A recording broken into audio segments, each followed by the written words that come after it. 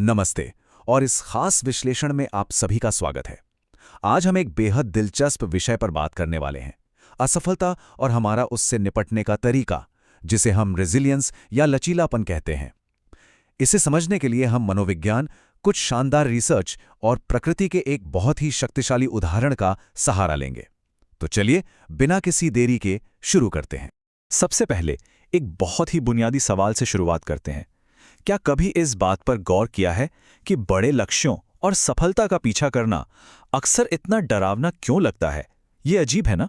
जिस चीज को हम सबसे ज्यादा पाना चाहते हैं, उसी के बारे में सोचकर उत्साह के बजाय कभी-कभी एक ऐसा डर हावी हो जाता है जो आगे बढ़ने से ही रोक देता है। भाग 1, असफलता का डर। इसे गहराई से समझने के लिए हमें सबसे पहले इस असफलता के डर को वैज्ञानिक नजरिए से देखना होगा।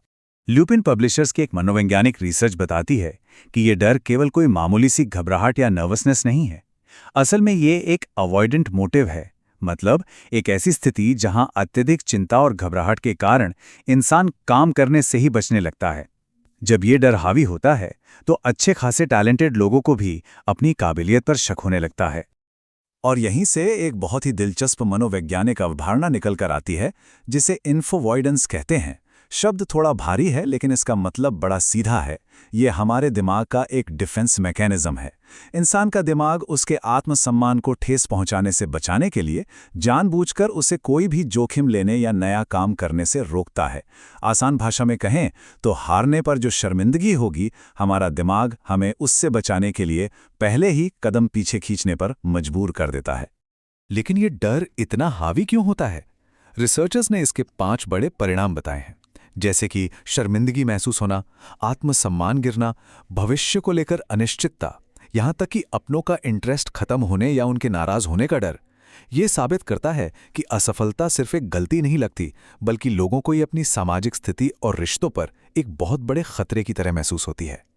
अब एक और हैरान करने वाली बात देखिए। असफलता का डर अक्सर सफलता के डर के साथ बहुत गहराई से जुड़ा होता है। जी हां, सफलता का डर।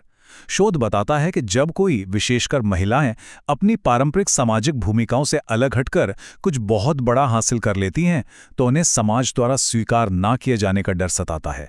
तो देखा जाए तो दोनों ही मामलों में जड़ एक ही है, समाज द्वारा ठुकराए जाने की गहरी चिंता।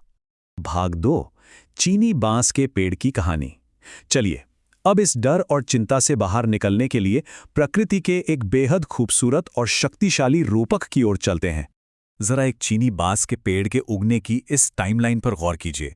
एक माली को पूरे 4 साल तक इस पौधे को लगातार पानी और खाद देना पड़ता है। और जानते हैं इस दौरान मिट्टी के ऊपर क्या विकास दिखता है? बिल्कुल शून्य, कुछ भी नहीं। लेकिन फिर आता है 5वां साल और चमत्कार देखिए, सिर्फ 6 सप्ताह के भीतर ये पेड़ 90 फीट की शानदार ऊंचाई तक पहुंच जाता है ना अद्भुत?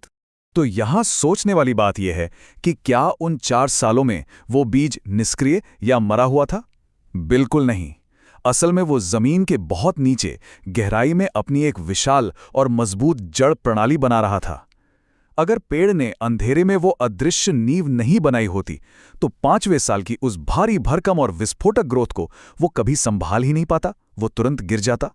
भाग 3, अदृश्य जड़ें बनाना। अब इसी पूरी प्रक्रिया को हम इंसानी व्यवहार और मनोविज्ञान से जोड़कर देखते हैं। मानव विकास का वो भूमिगत या अंधेरे वाला चरण ठीक वही है जिसे शिक्षा शोधकर्ता एकेडमिक लचीलापन या एकेडमिक रेजिलियंस कहते हैं। International journal of advanced education and research के मुताबिक ये लचीलापन एक ऐसी महत्वपूर्ण क्षमता है जो भारी दबाव झेलने और असफलता के बाद फिर से मजबूती से खड़े होने में मदद करती है। यही हमारी वो अदृश्य जड़ है। यहां हम 2 अलग अलग तरह के लोगों में एक साफ अंतर देख सकते हैं। एक तरफ वो लोग हैं जो असफलता को अंतिम मानकर हार मान लेते हैं, क्योंकि उनका मोटिवेशन खत्म हो जाता है। दूसरी तरफ होते हैं लचीले शिक्षार्थी, यानी रेजिलिएंट लर्नर्स। ये लोग मुश्किलों और झटकों को उसी खाद पानी की तरह इस्तेमाल करते हैं जो उनकी समस्या सुलझाने वाली जड़ों को मजबूत करने के लिए बहुत जरूरी है। भाग 4, वास्तविक जीवन में लचीलापन। ये तो हुई थ्योरी, लेकिन असल जिंदगी में ये अदृश्य जड़ें बनाना और फिर 5वें वर्ष की वो विस्फोटक वृद्धि कैसे दिखती है?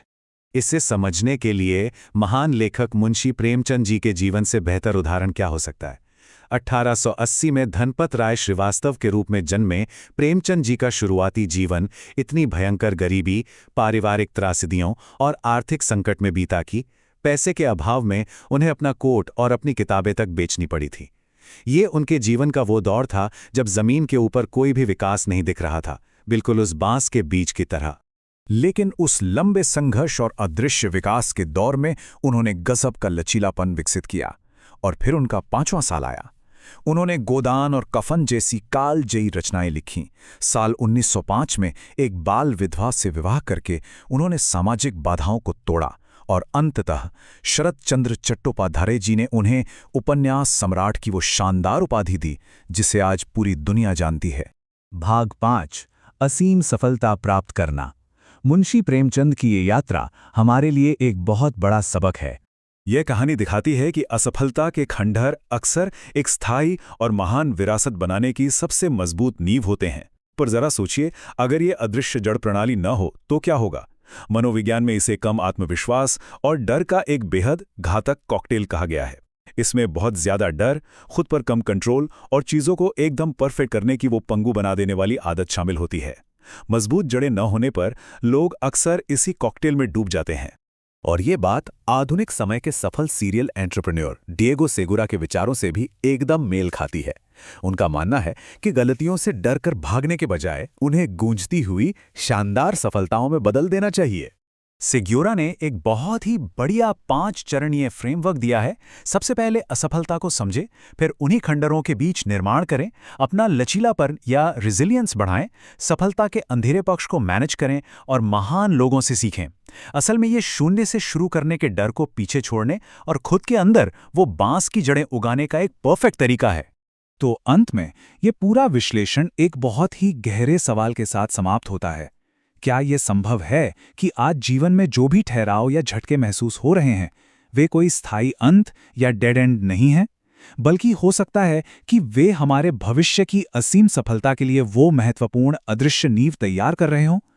शायद ये सिर्फ हमारे अंदर के बांस के पेड़ को पानी देने का समय हो।